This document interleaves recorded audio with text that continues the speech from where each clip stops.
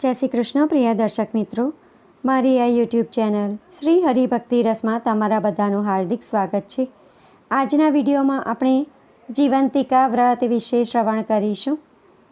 જીવંતિકા માતાનું વ્રત કેવી રીતે કરવું, આ વ્રત કયા દિવસે કરવામાં આવશે તથા પૂજા વિધિ કેવી રીતે કરવાની, આ વ્રતમાં શું કરવું શું ન કરવું અને આ વ્રતની વ્રત કથા શું છે તે બધું જ આપણે આજના એક જ વિડીયોમાં શ્રવણ કરીશું. તો વિડીયો અંત સુધી શ્રવણ કરતા રહેજો.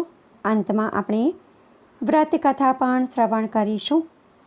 તો પૂરો વિડીયો તમે ધ્યાનથી શ્રવણ કરજો. વ્રત કરીએ અને કથા શ્રવણ ન કરીએ તો વ્રત પૂર્ણ ગણાતું નથી.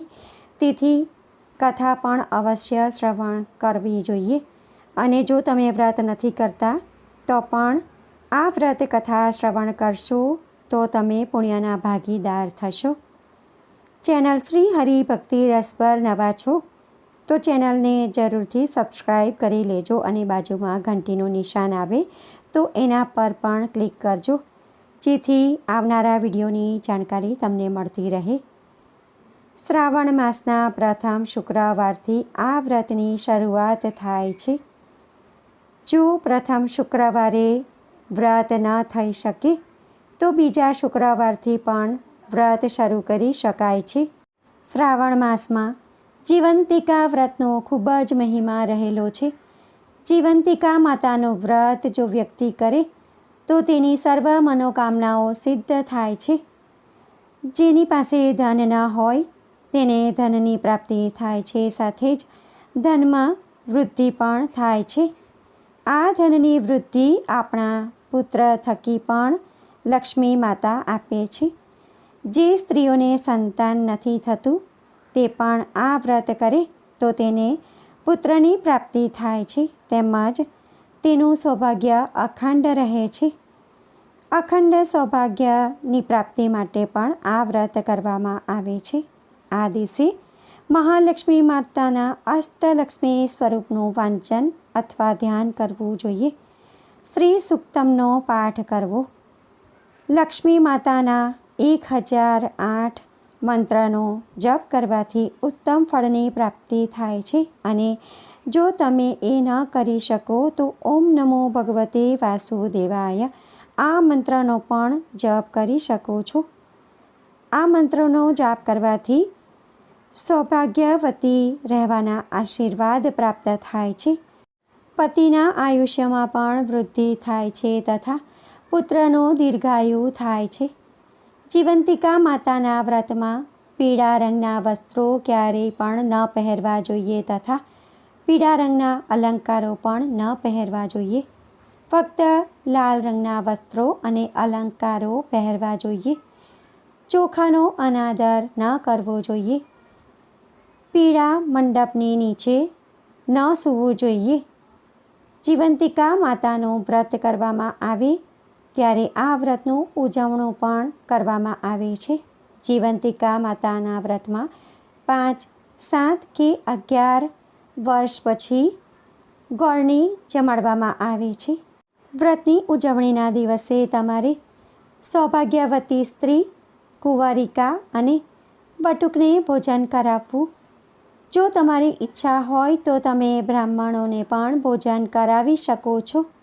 વ્રતની ઉજવણીના દિવસે સ્ત્રીઓને લાલ વસ્ત્રો, શૃંગારની વસ્તુઓ તથા ધનની ભેટ તમારે આપવી જોઈએ.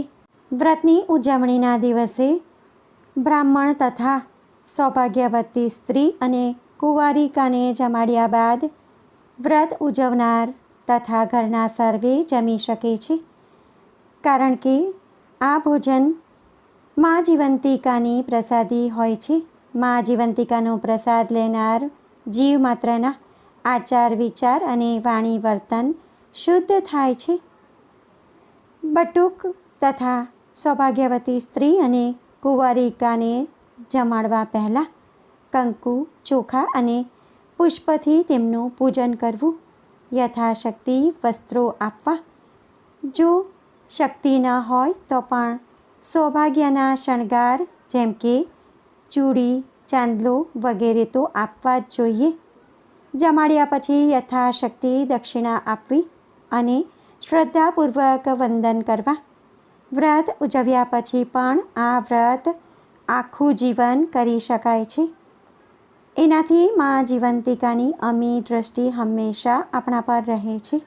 પરંતુ એકવાર વ્રતની ઉજવણી કરી લીધા બાદ ફરીવાર આ વ્રત ઉજવવામાં આવતું નથી. જીવંતિકા માતાનું વ્રત માતાઓ દ્વારા પોતાના બાળકના રક્ષણ માટે કરવામાં આવે છે.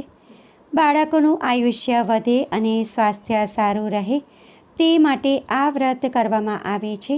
આ વ્રત શ્રાવણ માસના પહેલા શુક્રવારથી શરૂ થાય છે. જો તમે પહેલા શુક્રવારે વ્રત ન કરી શકો તો બીજા શુક્રવારે પણ વ્રત કરી શકો છો. શ્રાવણ માસના બધા શુક્રવારે આ વ્રત કરવું.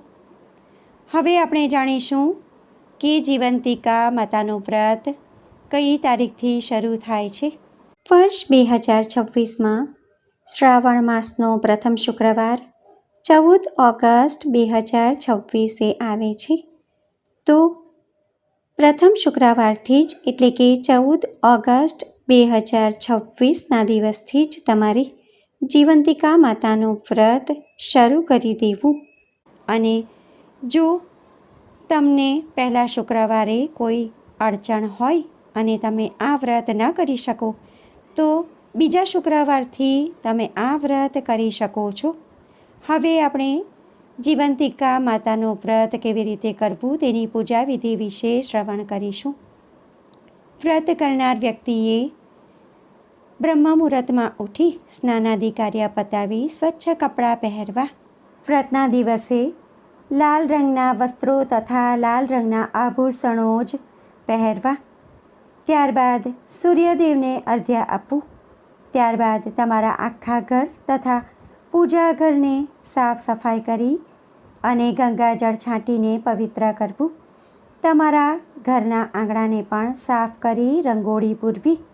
ત્યારબાદ તમારા પૂજા ઘરમાં એક બાજટ પર લાલ રંગનું કપડું પાથરવું. તેના પર જીવંતિકા માતાની મૂર્તિ અથવા પ્રતિમાની સ્થાપના કરવી.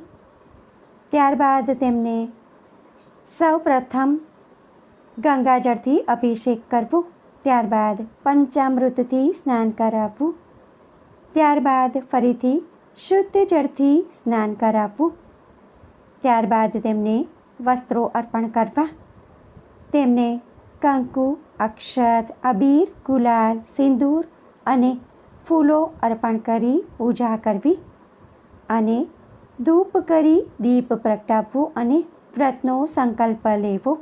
પૂજા કરતી વખતે તમારે માતાજીના મંત્રનો જપ કરવો. માતાજીનો મંત્ર છે ઓમ શ્રી જીવંતિકાય નમઃ. આ મંત્રનો તમારે સતત જપ કરવો. ત્યારબાદ માતાજીની આરતી કરવી અને પ્રસાદમાં તમારે ખાંડના શીરાનો કે સાકરનો પ્રસાદ ધરાવવો. ત્યારબાદ માતાજીનો થાળ ગાવો અને આ વ્રત નિમિત્તે જે કથા છે તે માતાજીની મૂર્તિ અથવા પ્રતિમાની સમક્ષ સાંભળવી અથવા વાંચન કરવી. અને કથા શ્રવણ કરતી વખતે કે વાંચન કરતી વખતે કોઈને તમારે સાક્ષીમાં રાખવું. ત્યારબાદ તમારે પ્રસાદ ગ્રહણ કરવો અને પ્રસાદ અડોશ પડોશમાં વહેંચી દેવો. આખો દિવસ ઉપવાસ રાખવો. પણ જો તમે આખો દિવસ ઉપવાસ ન રાખી શકો તો એક ટાણું કરવું. આખો દિવસ માતાજીનું નામ જપ કરવું અને મંત્રો જપ કરવા. ત્યારબાદ રાત્રે 12 વાગ્યા સુધી જાગરણ કરી અને વ્રતને પૂર્ણ કરવું. આ રીતે પૂરી શ્રદ્ધા ભક્તિથી વ્રત કરશો તો માતાજી અવશ્ય તમારા પર પ્રસન્ન થશે અને તમારા પુત્રનું પણ રક્ષણ કરશે. તમારા ઘરમાં સુખ, શાંતિ અને સમૃદ્ધિનો વાસ થશે. તમારું સૌભાગ્ય અખંડ રહેશે. હવે આપણે જીવંતિકા માતાના વ્રતની કથા શ્રવણ કરીશું. વ્રત કરીએ અને કથા શ્રવણ ન કરીએ તો વ્રતનું પૂર્ણ ફળ મળતું નથી. તેથી કથા ખાસ શ્રવણ કરવાની. અને જો તમે વ્રત નથી કરતા તો પણ તમારે આ કથા ખાસ શ્રવણ કરવી જોઈએ. તેનાથી પણ તમે પુણ્યના ભાગીદાર થશો. પ્રાચીન કાળમાં શીલભદ્રા નગરીમાં સુશીલ કુમાર નામે એક રાજા રાજ્ય કરતા હતા. તેમની રાણીનું નામ સુલક્ષણા હતું. રાજા રાણી ઘણા દાની અને ધર્મિષ્ઠ હતા તથા બધી વાતે સુખી હતા. પરંતુ તેમને એક વાતનું દુઃખ હતું. તેમને શેર માટીની ખોટ હતી. એમને એક પણ સંતાન નહોતું. તેથી રાણીબા ચિંતામાં સુકાતા જતા હતા. એમને મન સંસારના બધા સુખ ઝેર જેવા લાગતા હતા. એક દિવસની વાત છે. રાણી સુલક્ષણા મહેલના ઝરોખામાં બેઠા બેઠા બહાર ચોગાનમાં રમતા બાળકોને એકી ટસે નિહાળી રહ્યા હતા. એટલામાં એમની એક પ્રિય દાસી ત્યાં આવી ચડી. આ દાસી સુયાણીનું પણ કામ કરતી હતી. એટલે ગામમાં કોઈને સુવાવડ આવે તો સૌ તેને બોલાવતા હતા. દાસી ઘણી સમજૂક હતી. એ રાણીના મનોભાવ તરત સમજી ગઈ. તેણે રાણીને કહ્યું, રાણીજી, તમે આટલી બધી ચિંતા શા માટે કરો છો? ખોટું ન લગાડો તો તમને એક વાત કહેવા માગું છું, જેથી તમારું વાંઝ્યામેણું હંમેશને માટે દૂર થઈ જશે. ત્યારે રાણીએ કહ્યું, જલ્દી બતાવ મને. ત્યારે દાસીએ ધીમેથી રાણીના કાનમાં કહ્યું, સાંભળો રાણીજી, ગામમાં એક બ્રાહ્મણીને ત્રીજો મહિનો જઈ રહ્યો છે. તમે આજથી જ વાત ફેલાવી દો કે તમે સગર્ભા છો અને મા બનવાના છો. બસ ત્યારબાદનું બધું કામ હું સંભાળી લઈશ. પૂરે દિવસે બ્રાહ્મણી જે બાળકને જન્મ આપશે તે હું તમને લાવીને સોંપી દઈશ. દાસીની વાત સાંભળી રાણીએ પ્રથમ ખંચકાટ અનુભવ્યો, પણ દાસીએ તેમને કહ્યું, તમે બીશો નહીં. કોઈને કાંઈ કાન ખબર નહીં પડે.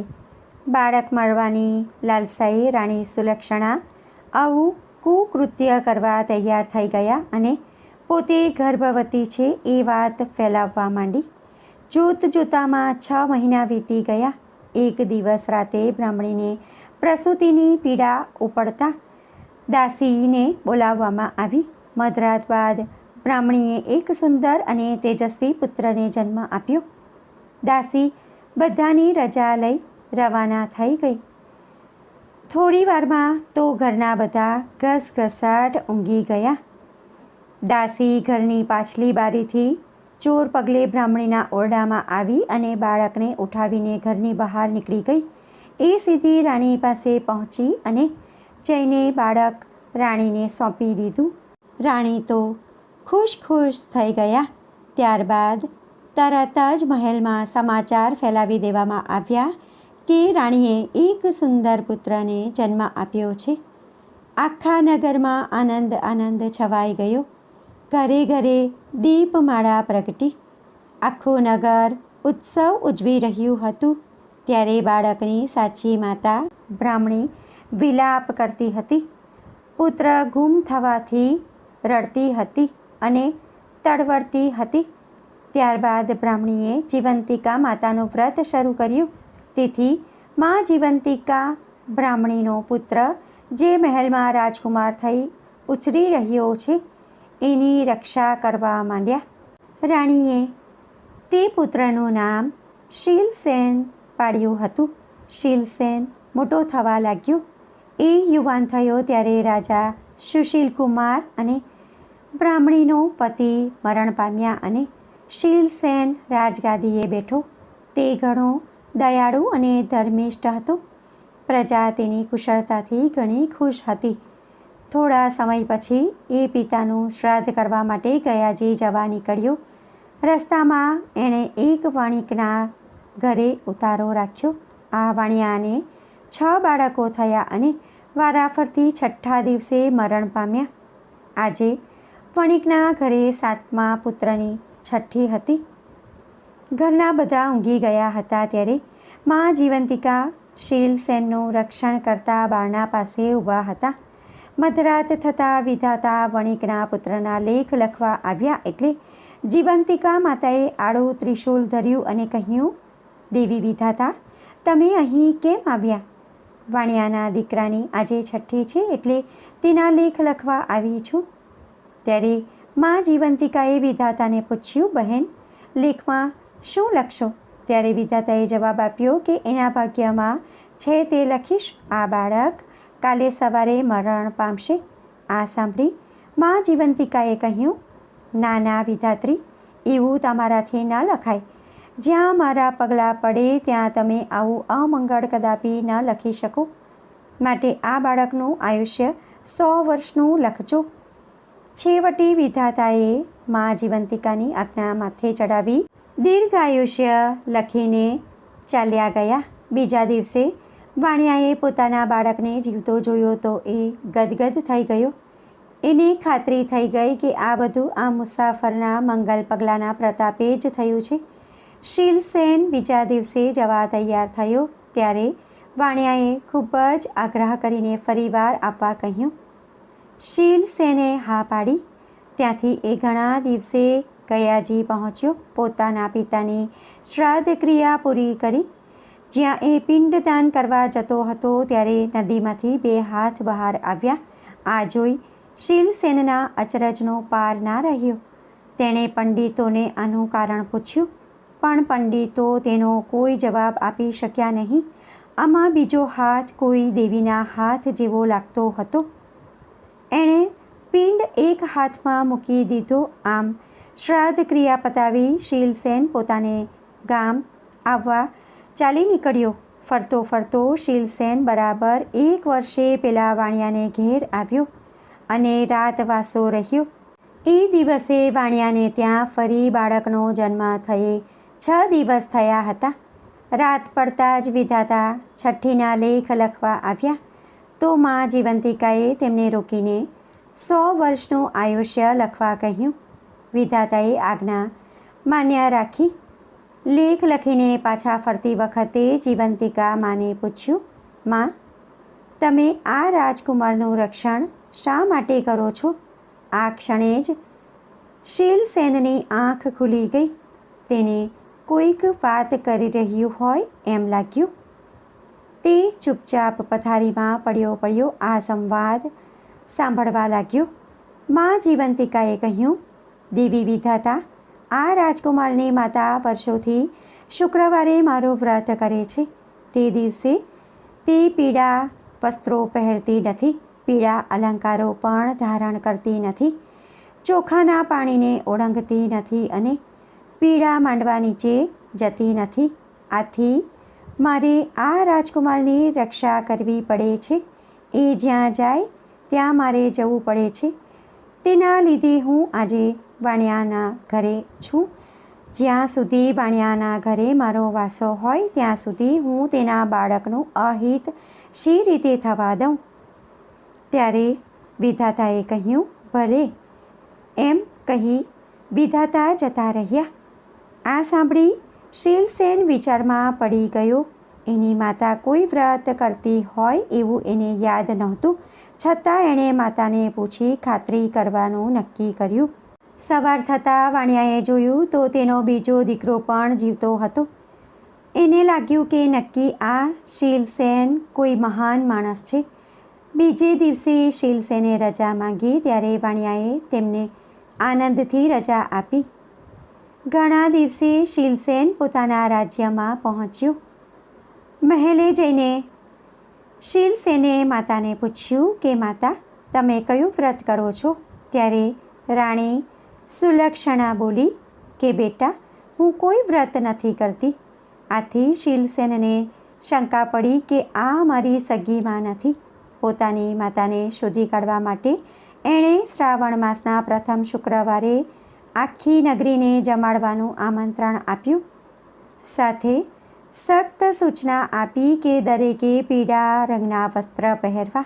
બધા જમવા આવ્યા ત્યારે શીલસેને આજ્ઞા કરી કે નગરમાં તપાસ કરો કે કોઈ રહી તો નથી ગયું ને. થોડી વારે અનુચરોએ આવીને કહ્યું કે એક બ્રાહ્મણી પીળા વસ્ત્ર પહેરીને આવવાની ના પાડે છે. આજે એને પીળા વસ્ત્ર નહીં પહેરવાનું વ્રત છે. આ સાંભળી રાજકુમાર ગદગદ થઈ ગયો. એણે તરત બ્રાહ્મણી માટે લાલ રંગના વસ્ત્ર મોકલાવ્યા. એ પહેરીને બ્રાહ્મણી આવી. શીલસેન સામે આવતા જ એના ધાવણમાંથી દૂધની ધારા છૂટી અને શીલસેનના મોંમાં પડી. આ જોતાં જ નગરજનો અચરજમાં પડી ગયા અને એકી અવાજે બોલી ઉઠ્યા, આ જ રાજકુમાર શીલસેનની માતા છે. ત્યારબાદ શીલસેને રાણી સુલક્ષણાને બધી વાત પૂછી. રાણીએ રડતા રડતા બધી વાત જણાવી દીધી. શીલસેન પોતાની સગી જનેતાને ભેટી પડ્યો અને એને પોતાની સાથે મહેલમાં રાખી. એ દિવસથી આખા ગામની સ્ત્રીઓએ પોતાના વહાલસોયા બાળકની રક્ષા માટે મા જીવંતિકાનું વ્રત કરવાનું શરૂ કરી દીધું. રાજા શીલસેને વર્ષો સુધી સુખપૂર્વક રાજ્ય કર્યું. હે મા જીવંતિકા, તમે જેમ બ્રાહ્મણીના બાળકનું રક્ષણ કર્યું તેમ વ્રત કરનાર સૌના બાળકોનું રક્ષણ કરજો અને એમને સુખ, શાંતિ અને સંપત્તિ આપજો. તો બોલો જીવંતિકા માતાની જય. ભક્તો, આજના વિડીયોમાં આપણે જીવંતિકા માતાના વ્રતનું મહત્ત્વ શું છે, આ વ્રત કેવી રીતે કરવું, કયા દિવસે કરવું તથા પૂજન વિધિ કેવી રીતે કરવી અને આ વ્રતની કથા શું છે તે બધું જ આપણે શ્રવણ કર્યું છે. આશા કરું છું કે આજનો વિડીયો તમને પસંદ પડ્યો હશે. જો વિડીયો તમને પસંદ પડ્યો હોય અને ઉપયોગી લાગ્યો હોય તો વિડીયોને લાઈક કરી બીજા લોકો સુધી વિડીયોનો પ્રચાર કરજો, જેથી બીજા લોકો પણ જાણકારી મેળવી શકે અને તે પુણ્યના પણ તમે ભાગીદાર થાવ. કોમેન્ટમાં જય જીવંતિકામાં જરૂરથી લખજો. ફરી મળીશું એક નવા વિડીયો સાથે. ત્યાં સુધી બધા ભક્તોને મારા જય શ્રી કૃષ્ણ. જય જીવંતિકા માતા. વિડીયો જોવા માટે ધન્યવાદ.